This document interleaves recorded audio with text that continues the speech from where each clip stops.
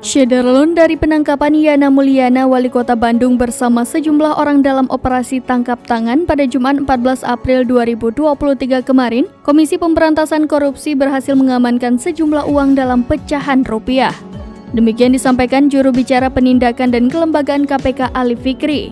Ia menyampaikan jumlah orang yang ditangkap sejauh ini adalah 9 orang, termasuk wali kota dan beberapa pejabat lainnya di Dinas Perhubungan Kota Bandung. 9 orang tersebut sudah berada di dalam Gedung Merah Putih KPK Jakarta Selatan dan sedang menjalani pemeriksaan intensif.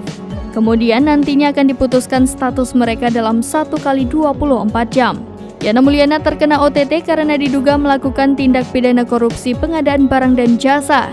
Hingga saat ini, tim KPK sedang menggali keterangan dari beberapa pihak yang diamankan.